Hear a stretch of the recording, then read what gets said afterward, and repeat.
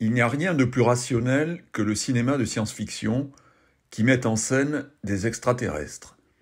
L'invasion extraterrestre est le prolongement logique de la théorie copernicienne qui admet, bien entendu, que nous vivions sur une Terre aussi ronde qu'elle est pleine, dont tous les territoires sont connus, et si une intelligence venait à la menacer, elle ne pourrait venir que de l'espace.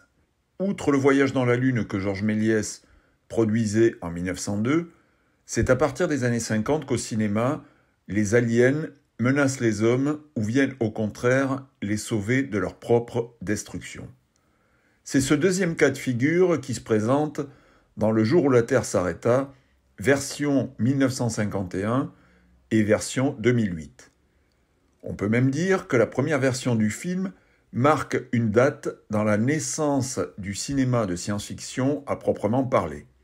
L'année de production des deux films a une certaine importance, dans la mesure où, en 1951, la CIA commençait son programme d'infiltration de la culture en Europe, autrement dit, pendant que les extraterrestres envahissaient la Terre au cinéma, les États-Unis envahissaient culturellement l'Europe. Et tandis qu'en 2008, une crise économique sans précédent se propageait dans le monde entier, sortait au cinéma le remake du film au milieu d'une pléthore de blockbusters de science-fiction délibérément conçus pour éloigner le spectateur des problèmes de sa vie réelle. La science-fiction est par définition dystopique. Jamais aucun film n'a envisagé un futur où l'homme serait parvenu à vivre dans un monde débarrassé de tout ce qui le maintient en esclavage, principalement l'argent, le travail, l'obéissance à un pouvoir.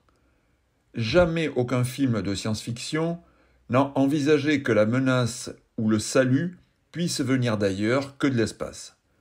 Jules Verne, qui avait imaginé que la Terre soit creuse et qu'une expédition puisse en explorer les entrailles, n'émettait pas la possibilité que de ces cavités remonte une civilisation ou bien pétrie de sagesse, ou alors nuisible à l'humanité.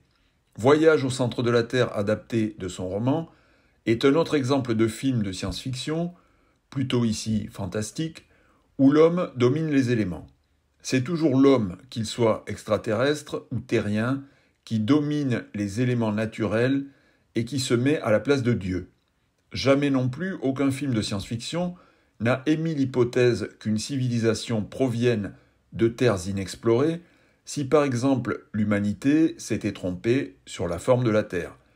Le mythe de la Terre plate, ignoré par la littérature sinon marginale, et le cinéma auraient pourtant pu inspirer quantité de situations propres à nourrir de nombreux scénarios, bien que des films tels que L'Âge de cristal, The Truman Show ou Island s'y réfèrent par allégorie. L'espace, et plus particulièrement l'univers, sont les territoires que préfèrent investir les auteurs de toutes sortes pour recentrer la menace non pas sur l'humanité à proprement parler, mais sur la Terre elle-même. L'homme étant toujours le seul et unique danger qui la menace. La version de 1951 est réalisée par Robert Wise, lequel plus tard réalisera un film fantastique tout à fait fascinant, intitulé La Maison du Diable, qui ne raconte rien de moins qu'une initiation au rituel maçonnique, ainsi que le mystère Andromède, parmi les films les plus revus durant la pandémie, et qui nous parle d'un virus qui risque d'anéantir l'humanité par la faute, une fois encore, de l'homme.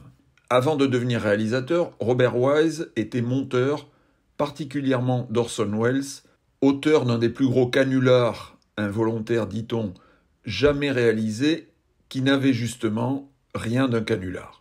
À ceux qui ont oublié l'histoire, Welles, narrateur d'une pièce radiophonique intitulée La Guerre des mondes, avait provoqué, selon la version actualisée des faits, des réactions de panique localisées dans différents États, les auditeurs prenant l'émission en cours, croyant assister à l'annonce réelle d'une invasion martienne.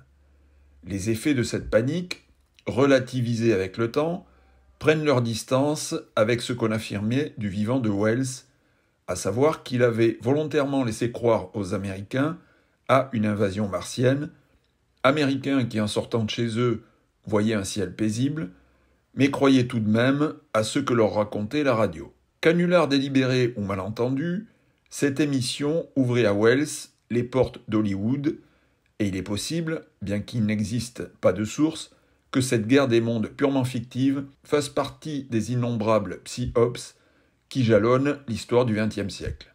Il n'y a cependant pas de psy-ops plus efficace que le cinéma. Et cette version devenue culte, du jour où la Terre s'arrêta, en est une. Force est de reconnaître que la première version réalisée avec les trucages du pauvre est en tout point supérieure à la version fortunée tournée quelques 57 ans plus tard. La musique de Bernard Herrmann pose de suite les données du problème et réduit à néant le piteux habillage musical de la version moderne. Ces considérations purement esthétiques mises à part, essayons de voir ce qui, derrière la science-fiction, se propose aux spectateurs. Avant d'aller plus loin, je demanderai aux cinéphiles conventionnels d'aller voir ailleurs.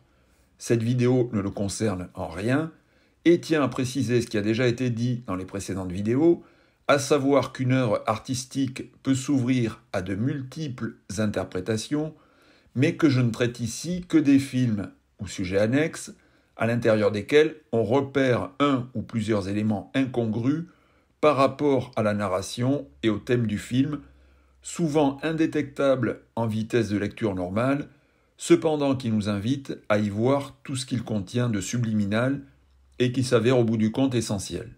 Dans la version de 1951, la radio, comme dans l'émission de Wells, annonce le survol du territoire américain par des engins inconnus et après un balayage des divers endroits de la planète, notamment la France vue en 1951 comme un pays où on se déplace encore à cheval, on nous plante le décor aux États-Unis où toute l'action va se dérouler. Mais que voit-on ?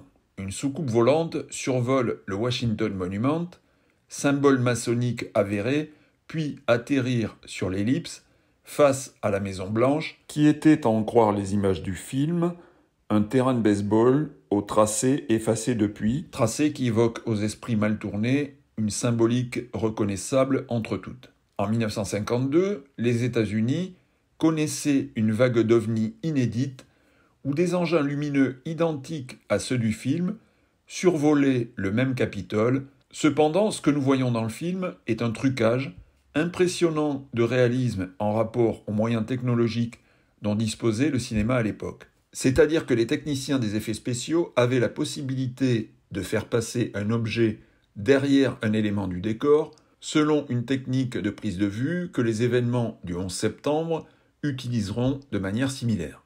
L'invasion, entre guillemets, de soucoupes volantes en 1952 a fortement été rationalisée par une explication purement météorologique. Comme pour le voyage dans la Lune en 1969, il ne s'agit pas de savoir s'il est réel ou non, bien qu'intimement nous connaissions la réponse, mais de prêter attention à l'impact que l'événement a sur le public. Ici, des images de soucoupes volantes lumineuses survolant le Capitole, de la même manière ou à peu près que dans un film sorti 6 mois plus tôt, ne peuvent pas être une coïncidence, même s'il s'agit d'un mirage météorologique ou autre illusion visuelle.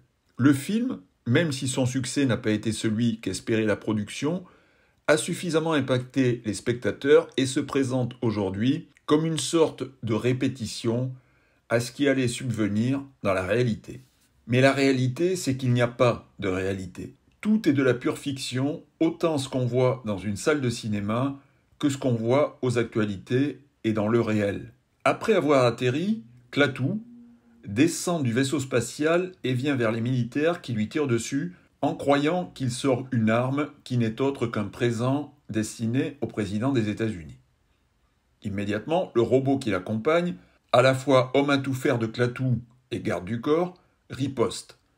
Il relève la visière de son casque intégral pour laisser paraître un œil unique depuis lequel il foudroie d'un jet de lumière l'armement des militaires pour les faire disparaître.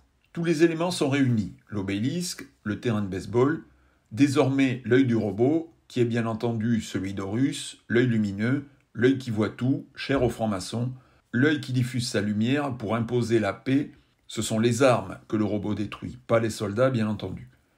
Le jour où la Terre s'arrêta est un film pacifiste réalisé par un franc-maçon de gauche qui voit détruire l'armement américain au moment où le pays, pourtant dirigé par un démocrate, envoie des troupes en Corée après avoir pulvérisé Hiroshima.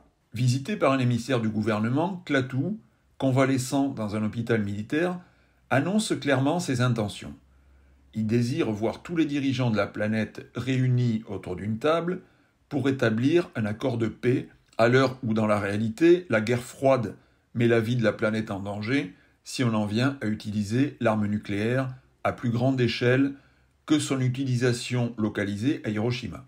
Le même discours anxiogène est employé aujourd'hui, risque de guerre nucléaire entre l'Est et l'Ouest, plus menaçant encore qu'avant la chute du mur, est déjà présent, les archives des journaux télé en témoignent, à la fin des années 70 quand les Russes envahissaient l'Afghanistan.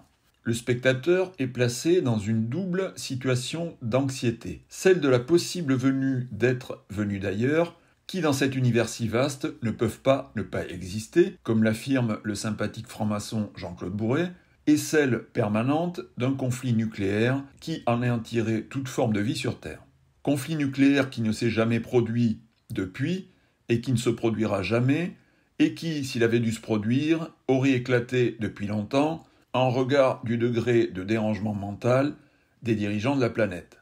De quoi nous interroger sur l'existence réelle de cette arme dont on parle tout le temps, mais qu'on ne voit jamais. L'essentiel est que le public y croit, vive dans la plus parfaite obéissance au pouvoir, tant la crainte de mourir demain est enracinée dans son esprit. Il est sous-entendu dans les déclarations de Klaatu, à l'émissaire de la Maison-Blanche, de la nécessité d'un gouvernement mondial pour neutraliser les conflits qui nourrissent les nations. Dans la version de 2008, technologie supérieure oblige, la lumière du vaisseau spatial inonde l'écran jusqu'à aveugler le spectateur autant que les protagonistes. Pareil à la lumière qui frappe l'initié quand on lui retire son bandeau au terme de son initiation en loge.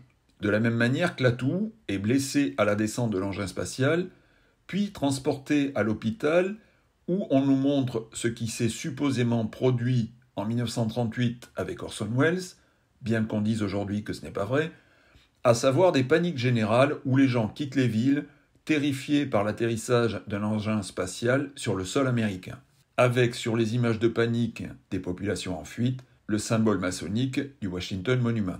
Viennent ensuite des informations de la plus haute importance. Lors de l'autopsie de l'humanoïde, en l'occurrence Klaatu, on nous apprend que ces tissus sont en tout point semblables aux tissus humains, similitude que les scientifiques qui l'examinent expliquent par le fait que la civilisation dont provient Klaatu est probablement prélevée de l'ADN humain pour se répliquer sous une forme humaine. On a ici la théorie, évidemment mise au point dans les loges maçonniques et de longue date, et reprise par des ufologues de bonne foi, que l'humanité est une création extraterrestre et non divine. Brian De Palma nous avait déjà fait le coup avec Mission to Mars, ainsi que le journaliste Mark Dem en 1974, avec un livre intitulé « Les Juifs de l'espace », qui supposait que les Juifs étaient d'une espèce exogène venue sur Terre pour inséminer une race inférieure, à savoir la race humaine. Klaatu, ce non-humain hybridé d'un humain, en tout point d'apparence humaine, est un humain supérieur venu pour sauver la Terre des humains. En contrariété avec ce qu'affirme le sympathique franc-maçon Jean-Claude Bourret, la venue d'extraterrestres sur Terre n'aboutit pas, dans les deux versions du film, à l'effondrement des religions, puisque de religion il n'est jamais question. D'abord, rien ne nous dit que les religions s'effondreraient, elles pourraient même être renforcées, mais les francs-maçons ne souhaitant que les voir disparaître, laissons-les imaginer ce qu'ils imaginent. On aurait aimé, dans l'un et l'autre film, voir la réaction de l'Église face au phénomène, mais les scénaristes n'y ont pas pensé. Ils ont préféré concentrer le sujet sur l'apport des voyageurs de l'espace au monde de la science. Dans la version de 1951, Klaatu va aider un chercheur, qui ressemble assez à Einstein, à solutionner une suite d'équations sur laquelle il cale depuis un moment. Dans la version de 1951, on constatait également que la physiologie de Klaatu était pareille à celle d'un humain, sans développer les hypothèses de la deuxième version.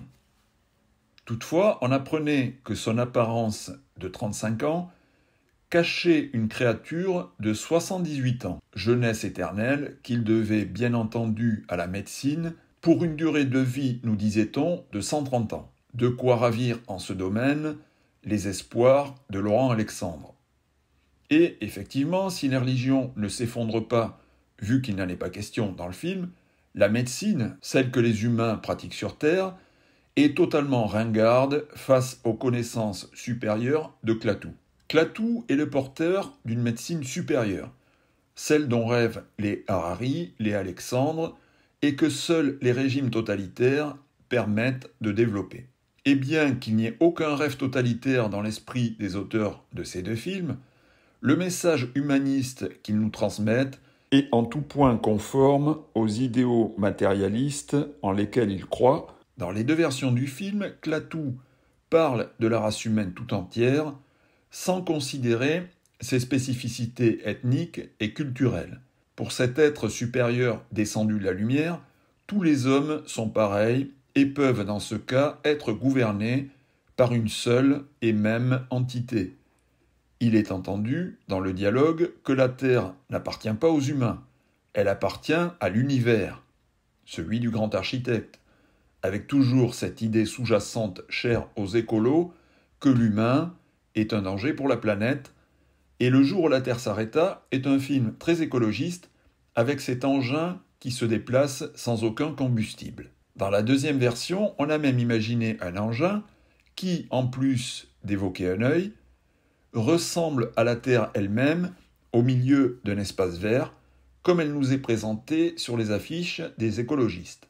Il y a aussi cette idée de dégoût du corps, chère à l'idéologie du genre qui prétend transformer un corps qu'on n'aime pas, et en effet, Clatoux dit se sentir mal dans ce corps d'humain qui n'est pas le sien.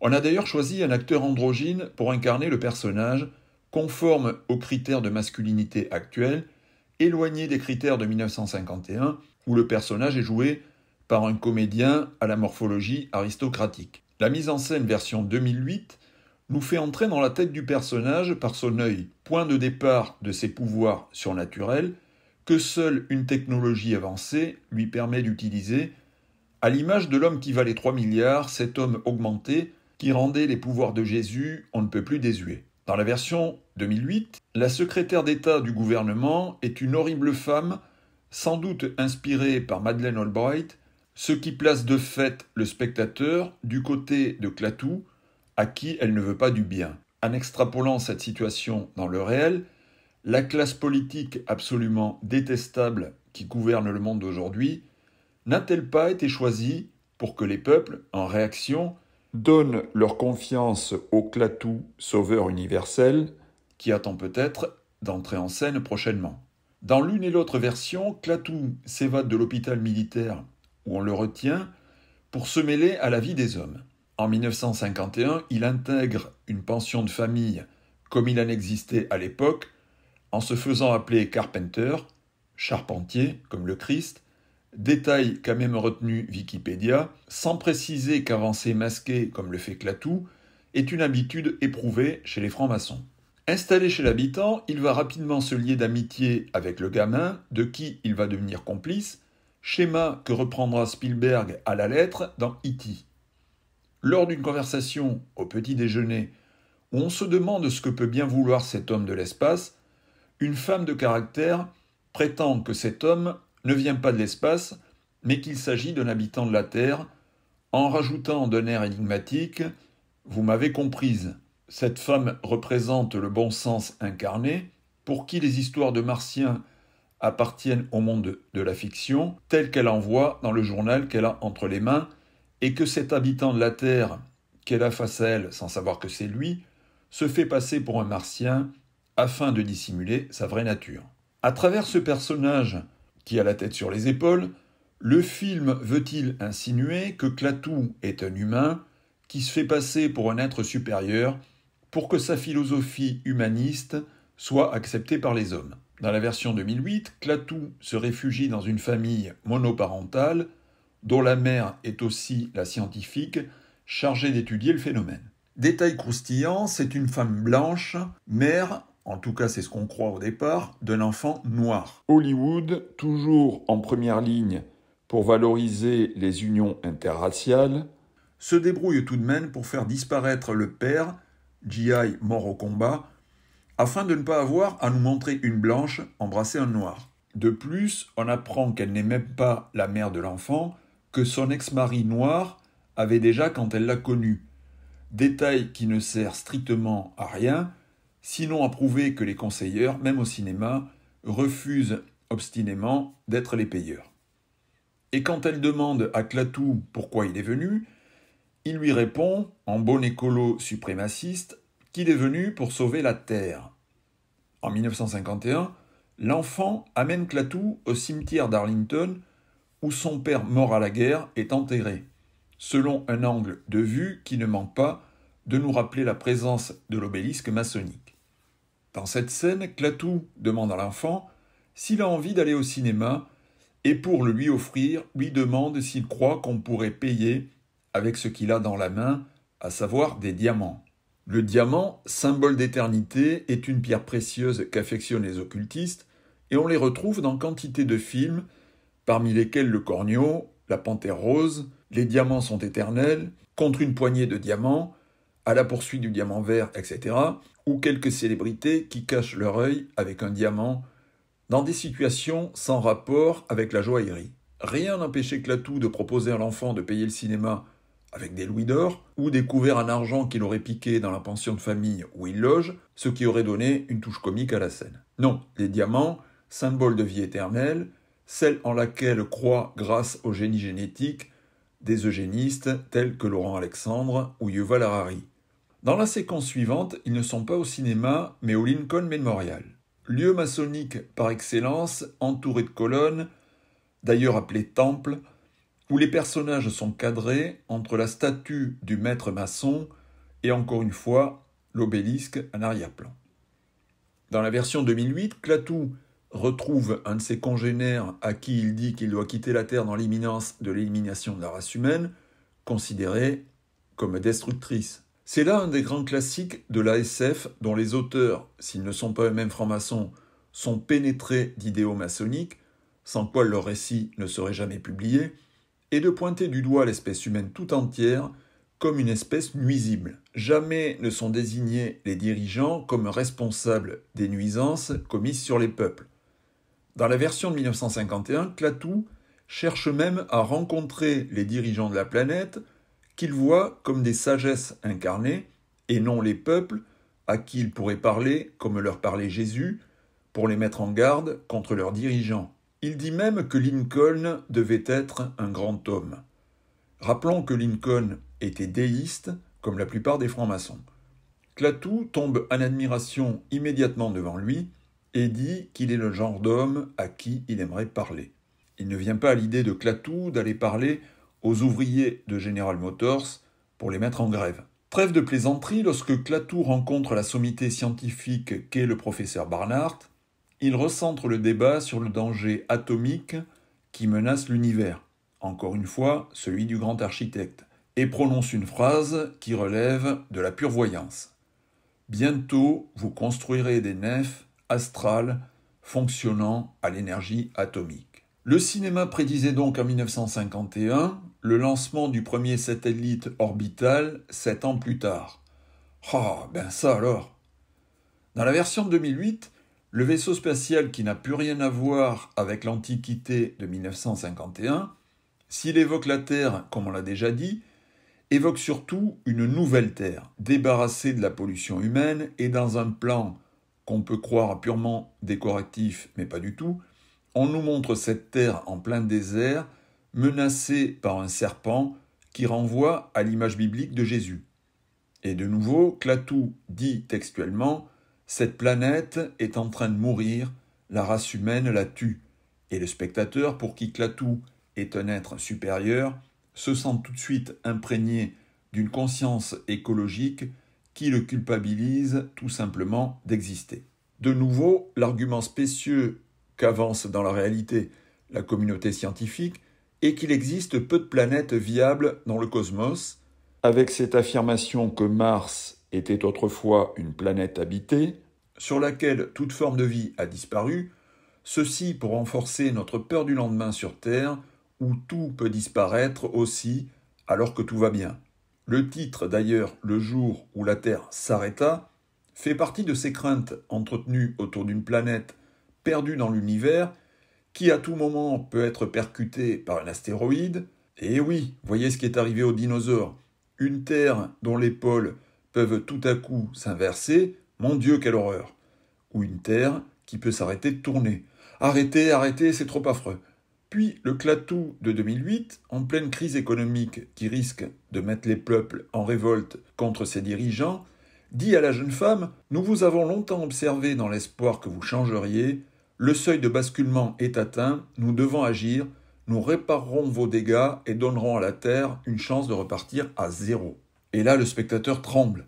Oui, je dois changer ma manière de vivre. C'est moi le problème. Excusez-moi d'exister. J'ai peur de mourir. Je ferai tout ce que me dira le gouvernement pour sauver la planète. Pitié. Et on insiste de nouveau sur les super pouvoirs de Clatou, qui, comme Jésus, a le pouvoir de résurrection, ressuscite un policier qu'il vient lui-même de tuer parce qu'il voulait l'arrêter. Dans les deux versions du film, Clatou menace de détruire la Terre via le robot qui l'accompagne. Dans la version de 1951, quand les opérations commencent, il est midi, heure qui revient souvent dans les films, selon la formule déjà citée dans les précédentes vidéos, celle des travaux maçonniques qui commencent à midi et se terminent à minuit. Ceci en conformité avec un ésotérisme propre à ceux qui ne cessent pourtant de revendiquer des idéaux laïques. Dans d'autres films, on trouve cette référence à midi dans Le train sifflera 3 fois, dont le titre original est Agnoun, c'est-à-dire midi, film qui sert de référence à Sergio Leone dans Il était une fois dans l'Ouest, lorsqu'Harmonica dit à Franck « C'est fou comme le temps passe, il est déjà midi ». On trouve sur le site jepense.org l'explication suivante sur ce rite maçonnique. En tant que rite solaire, notre rituel ouvre les travaux lorsque l'astre du jour a son maximum de puissance et les continue jusqu'à son épuisement apparent. On peut comprendre aussi que la recherche de la vérité, qui est l'objet primordial du travail initiatique, ne saurait être pratiquée avec fruit dès le matin de notre vie intellectuelle. Nous ne discernons judicieusement qu'au midi de notre vie, alors qu'ayant acquis le contrôle de nos facultés, nous parvenons à la maturité de la pensée. Une fois consacrés aux grandes œuvres, nous ne cesserons de travailler jusqu'à notre minuit, terme de notre séjour sur Terre. Clatou est en effet en séjour sur Terre pour y mener une mission avant d'en repartir.